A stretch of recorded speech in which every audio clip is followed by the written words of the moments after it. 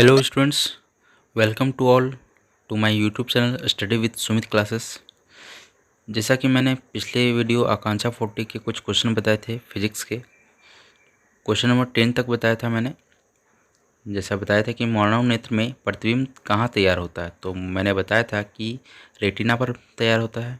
ठीक है, तो आप लोग जो एक आई का अगर देखते हैं डायग्राम, आँख का, मानव नेत्र का अगर डायग्राम देखते हैं, वो कैसा होता है, वो थोड़ा सा ये ऐसा करके, ये ऐसा करके, ये क्या होता है, ऐसा होता है। ठीक है, और यहाँ पे ये थोड़ा सा ये खाली रहता है। क्योंकि ये क्या होता है, इधर से नर्व की तरफ ये यहाँ से क्या होता है, जाता है, नस जाता है। ठीक है, ये जो मेरा होता है, ये वाला पार्ट, ये जो मेरा पार्ट होता है इधर वाला, ये क्या होता है, मेरा रेटिना होता है। ठीक है, ये होता है मेरा रेटिना होता है। ठीक है, तो यहीं पे क्या होता है, मानव नेत्र का प्रतिबिंब तैयार होता है। ठीक है, नेक्स्ट क्वेश्चन चलते हैं। क्या है, for a diverging lens focal length is. ठीक है, मतलब कि अपसारी लेंस के लिए फोकस दूरी क्या होता है, तो फोकस दूरी क्या होता है अपसारी लेंस के लिए, वो निगेटिव होता है। क्यों होता है, क्योंकि देखिए एक होता है अभिसारी लेंस और एक होता है अपसारी लेंस। तो अभिसारी लेंस क्या होता है, अभिसारी ऐसा होता है, अभिसारी ऐसा होता है, और अपसारी कैसा होता है, ऐसा होता है अपसारी। ठीक है, ये अभिसारी इसको क्यों कहा जाता है, इसको अभिस इसको अभिसारी, इसको अपसारी कहा जाता है। ठीक है, तो इसे इसे अभिसारी क्यों कहा जाता है, क्योंकि क्या होता है, इसमें जो जो रे आते हैं, ठीक है, प्रकाश किरणें आते हैं, वो क्या होता है, वो एक जगह जाके मिल जाता है। ये हमारा क्या होता है, फोकल पॉइंट होता है। ठीक है, मेन फोकस होता है, ये क्या मिलता है, इसलिए अभिसारी लेंस कहा जाता है। और इसमें क्या होता है, इसमें क्या होता है कि ये जो होता है मेरा कॉन्केव लेंस होता है। कॉन्केव लेंस में क्या होता है, यहाँ पे जब जाते हैं तो ये क्या होता है, ऐसा कि ये तिरछा, मतलब कि ये फैल जाता है। ठीक है, फैल जाता है, तो ये इसके जो पीछे वाला रे जो आते हैं वो क्या होता है, एक जगह मिलते हैं, यहाँ पे मिलते हैं, तो ये क्या होता है, इसका फोकल लेंथ ये होता है। ठीक है, तो कॉन्केव मतलब लेंसेज में क्या होता है, कार्तीय चिन्ह परिपाटी में, कार्टेशियन प्लेन में, जो इधर ये जो होता है लेंस के इस साइड होता है, ये हमें पॉजिटिव लेते हैं, और लेंस के इस साइड क्या होता है, नेगेटिव लेते हैं। तो अब अभिसारी में इधर बन रहा है, तो ये फोकल लेंथ किधर, इधर बन रहा है फोकल पॉइंट, तो ये क्या होगा, प्लस होगा इधर।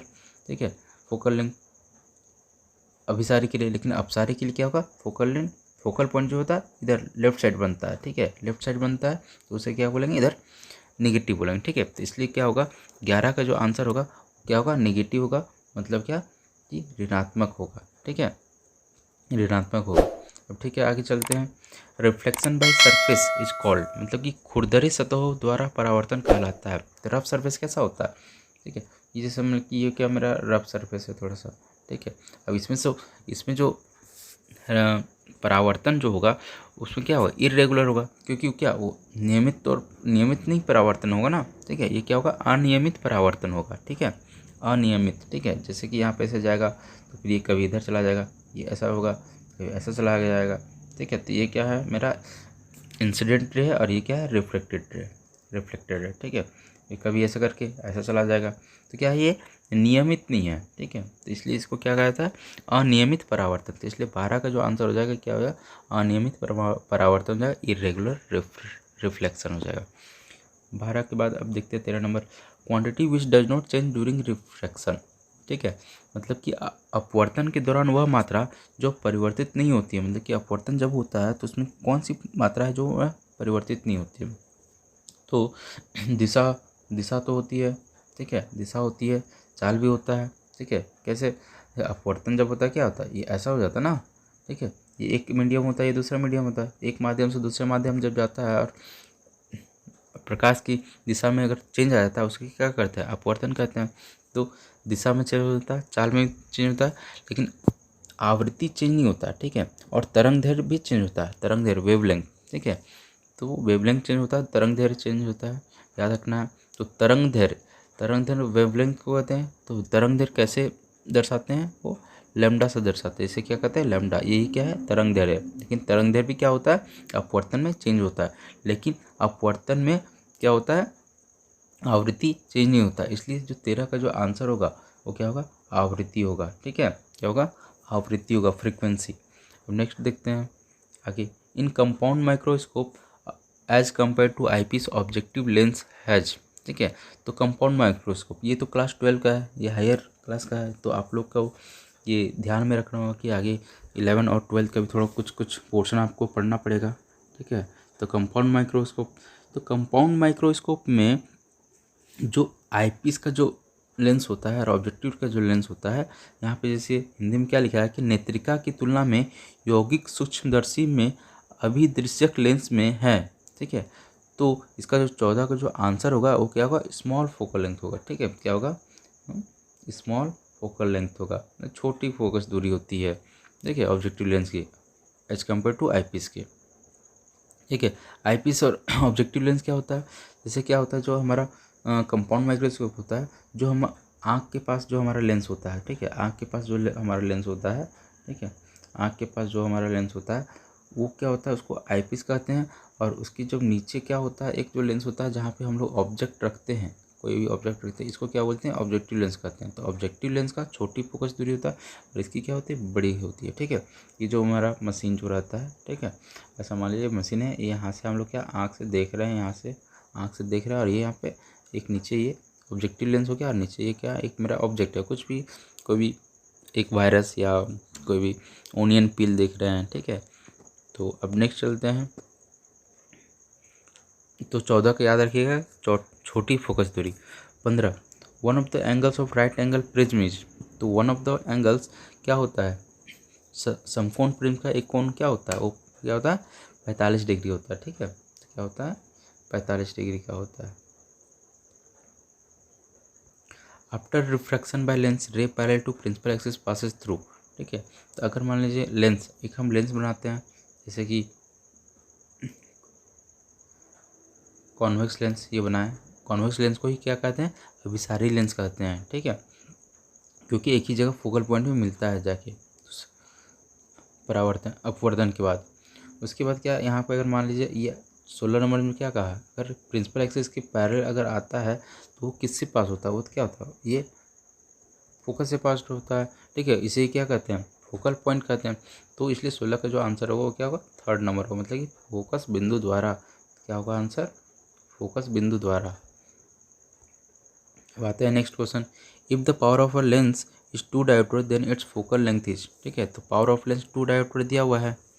ठीक है, तो पावर ऑफ लेंस दिया हुआ मतलब कि हमारा पी दिया हुआ। ठीक है, पी कितना दिया हुआ, 2 डायोप्टर दिया है। डी कैपिटल डी से डायोप्टर को डिनोट करते हैं। ठीक है, तो फोकस दूरी क्या होगी, तो पी बराबर हम लोग जानते हैं क्या होती है, 1/f होता है। ठीक है, तो पी हो गया मेरा 2, तो 2 बराबर 1/f, तो एफ बराबर क्या हो जाएगा, एफ बराबर क्या हो जाएगा, 1/2 हो जाएगा। ठीक है, तो 1/2 कितना होता है, 0.5 होता है। तो 0.5 क्या, फोकल लेंथ क्या होता है, वो मीटर में होता है, डायोप्टर में दिया रहता है, मतलब क्या मीटर में होगा, तो 0.5 मीटर होगा। ठीक है, तो क्या हो जाएगा आंसर, ठीक है, ये हो जाएगा 0.5 मीटर हो जाएगा। तो देखते हो किस में ऑप्शन है, इसमें तो ऑप्शन ही गलत है। ठीक है, तो 17 में क्या है, ऑप्शन रॉन्ग है। ठीक है, इसे ही क्या करेंगे, 1 का 17 को 1 का क्या करेंगे हम लोग, ये जो -1 है वो हटा देंगे, तब जाके ये क्या होगा, मेरा फर्स्ट सही होगा। ठीक है, तो 17 का ऑप्शन सही गलत है, ऑप्शन गलत है, 0.5 मीटर होगा। 18 नंबर देखते हैं। The ratio of angle of incidence sine i to angle of reflection sine i. ठीक है, ये जो रेशियो होता है angle of incidence to the angle of reflection sine are क्या होता है, ये हमारा जैसे ये हमारा एक क्या है, अपवर्तन का नियम है। ठीक है, अपवर्तन का नियम है, साइन आई बटा साइन आर। ठीक है, तो ये क्या है, अपवर्तन का दूसरा नियम है, ये क्या होता है, कांस्टेंट होता है। ठीक है, कांस्टेंट ही क्या होता है, अपवर्तनांक कहलाता है, और इसे ही क्या कहते हैं, इसे क्या कहते हैं, साइन आई बटा साइन आर को स्नेल्स लॉ कहते हैं, मतलब कि स्नेल का नियम कहते हैं। ठीक है, तो इसलिए 18 का जो आंसर होगा, सही उत्तर होगा, वो क्या होगा, स्नेल्स लॉ होगा। ठीक है, और स्नेल का नियम कहते हैं। ठीक है, अब आगे चलते हैं। ठीक है, आप लोग को अगर वीडियो अच्छा लग रहा हो तो आप लोग अपने फ्रेंड्स लोगों को शेयर कर दीजिएगा। ठीक है, इसी तरह आप लोग के लिए मैं वीडियो बनाता रहूँगा। ठीक है, तो आप लोग लाइक एंड सब्सक्राइब कर दीजिएगा जो पहली बार आए हुए हैं। अब नेक्स्ट देखते हैं 19 number. Rainbows are formed when sunlight reflects through. ठीक है, तो रेनबो जो होता है, रेनबो मतलब इंद्रधनुष जो तैयार होता है वो कब तैयार होता है, जब बारिश होता है, उसके बाद जब धूप हो जाता है, तो उसके बाद क्या होता है, रेनबो उसी टाइम ज़्यादातर बनते हैं, ठीक है। तो उसके क्यों होते हैं, क्योंकि जो रिफ्लेक्ट करते हैं वो किससे रिफ्लेक्ट करते हैं, फोक से तो नहीं करते हैं, ठीक है, फोक से नहीं करते हैं, क्लाउड से भी नहीं करते हैं, मिस्ट से भी नहीं करते हैं, कुहासा से। तो क्या होता है, रेन ड्रॉपलेट से करते हैं, ठीक है। मतलब बीच क्या होता है, जब बारिश हो जाती है उसके बाद क्या रेन ड्रॉपलेट्स हमारे एटमॉस्फेयर में पाए जाते थे, उसी से क्या होता है, रिफ्लेक्शन होता है, ठीक है। तो उसके थ्रू ही क्या होता है, हमारा रेनबो फॉर्म होता है, ठीक है। इसलिए 19 का जो आंसर होगा वो क्या होगा, लाखों वर्षा बिंदुओं से होगा, ठीक है। The SI unit of refractive index is, ठीक है। तो रिफ्रैक्टिव इंडेक्स इज का इसका एसआई यूनिट क्या होगा, तो हम लोग देखते हैं रिफ्रैक्टिव इंडेक्स का जो फॉर्मूला होता है वो क्या होता है, म्यू बराबर क्या होता है, C/V, ठीक है। सी क्या होता है, ये speed of light in air, ठीक है, और वी क्या होता है, speed of light in medium, ठीक है। तो सी हो गया speed of light in air और वी हो गया speed of light in medium. तो आप लोग पता है कि speed of light in air क्या होता है, 3.0 × 10⁸ मीटर पर सेकेंड। अगर किलोमीटर पर आवर में बताए तो 3 लाख किलोमीटर पर आवर, ठीक है। तो C/V, तो सी का क्या होता है, मीटर पर सेकेंड होगा, सी का मीटर पर सेकेंड होगा और वी का भी क्या होगा, मीटर पर सेकेंड होगा। तो मीटर पर सेकेंड क्या होगा, कट जाएगा, इसलिए क्या होगा, इसका 9 यूनिट होगा, मतलब क्या होगा, इसका 9 यूनिट होगा। तो इसलिए 20 का क्या होगा, 4th आंसर होगा, ठीक है। 20 का 4th आंसर, मतलब कोई इकाई नहीं होगा, ठीक है। अब नेक्स्ट क्वेश्चन देखते हैं, क्वेश्चन नंबर 21 देखेंगे, ठीक है। In the given diagram the ray of light falls normally on a glass slab, the angle of refraction is, ठीक है। तो हमें पता है कि ग्लास स्लैब कैसा ऐसा होता है, ठीक है। तो उसमें जब ये आता है इंसिडेंट रे, तो यहाँ पे क्या होता है, उसके बीच में नॉर्मल होता है, ठीक है। तो यहाँ पे क्या होता है, ये एंगल ऑफ इंसिडेंस बनता है, और फिर इसके बाद अगर ये रेयरर है और ये डेंसर है तो क्या होगा, ये जो टुवर्ड्स द नॉर्मल ये पेंट होगा, ठीक है। तो angle i angle r, angle of incidence और एंगल ऑफ रिफ्रैक्शन अब बराबर नहीं होते हैं, ठीक है। तो ये याद रखना है। लेकिन इसमें क्या होता है कि जब यहाँ पे नॉर्मली अगर इंसिडेंट रे पड़ता है, जैसे कि यहाँ पे क्या नॉर्मली पड़ रहा है, ये एकदम सीधा से, ठीक है, नॉर्मल पे ही पड़ रहा है, तो ये क्या होता है, एकदम सीधा ही ये क्या होता है, ट्रेवल कर जाता है अंदर भी, ठीक है, एकदम सीधा सीधा है वो पास हो जाता है। इसलिए क्या होगा, एंगल जो द एंगल ऑफ रिफ्रैक्शन पूछा है वो भी क्या होगा, 0 डिग्री होगा, ठीक है। एंगल ऑफ रिफ्रैक्शन क्या होगा, वो 0 डिग्री होगा, ठीक है। तो इसलिए किसका क्या होगा, फर्स्ट आंसर सही होगा। 22 number, the power of a convex lens having focal length 20 centimetre, ठीक है। तो power of convex lens having focal length 20।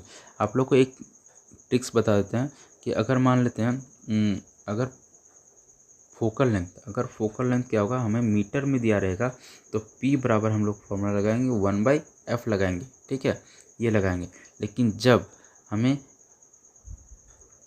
Focal length centimetre में दिया रहेगा तो P बराबर हम लोग क्या लगाएंगे, 100/f लगाएंगे, ये फॉर्मूला है, ठीक है। तो ये डायरेक्ट फॉर्मूला है, इसमें क्या कुछ चेंज वेंज करने की ज़रूरत नहीं है सेंटीमीटर को मीटर में, ठीक है। तो इसलिए क्या अभी यहाँ पे 20 सेंटीमीटर दिया हुआ, तो P बराबर 20 सेंटीमीटर मतलब 20 यहाँ पे मतलब कि हो जाएगा 100 बटा क्या हो जाएगा 20 हो जाएगा, ठीक है। तो 20 बटा क्या हो जाएगा 5, तो 5D, इसलिए 22 का क्या आएगा, +5D होगा, ठीक है। क्या हो जाएगा, +5D हो जाएगा,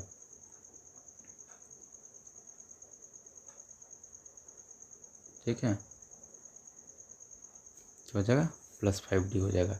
अब 23 नंबर देखते हैं। तो 23 नंबर क्या कह रहा है, निम्न में से कौन सा चित्र सही है, ठीक है, इसमें से कौन सा चित्र सही है। तो देखते हैं हम लोग, पहला ही क्या है, सही है, ठीक है, क्योंकि दूसरा तो होगा नहीं, क्योंकि दूसरा ये क्या है, एक कॉन्वेक्स लेंस है, मतलब कॉन्वेक्स लेंस को क्या कहते हैं, कन्वर्जिंग लेंस कहते हैं। कन्वर्जिंग मतलब हिंदी में क्या बोलते हैं, अभिसारी लेंस, ठीक है। तो अभिसारी में क्या होता है, एक जगह फोकल पॉइंट में मिलता है अपवर्तन के बाद, ठीक है। तो यहाँ पे क्या हो रहा है, ये दूर जा रहा है, तो ये होगा नहीं, ठीक है, ये भी नहीं होगा, ऐसा तो कभी होता ही नहीं है, ठीक है। और ये वाला लाइन यहाँ इसमें क्या थर्ड में ये वाला लाइन क्या है, ये गलत है, ये वाला सही है, लेकिन ये वाला क्या है, इधर वाला ये गलत है, ठीक है। इसलिए क्या होता है 23 का क्या होगा, फर्स्ट होगा। 24 नंबर देखते हैं, the magnetic field inside a long straight solenoid carrying current, ठीक है। मतलब किसी विद्युत धारावाही सीधी लंबी नालिका के भीतर चुंबकीय क्षेत्र कैसा होता है। ठीक है, तो पहले हम लोग जानते हैं सोलेनॉइड कैसा होता है, ये भी हायर क्लास का है।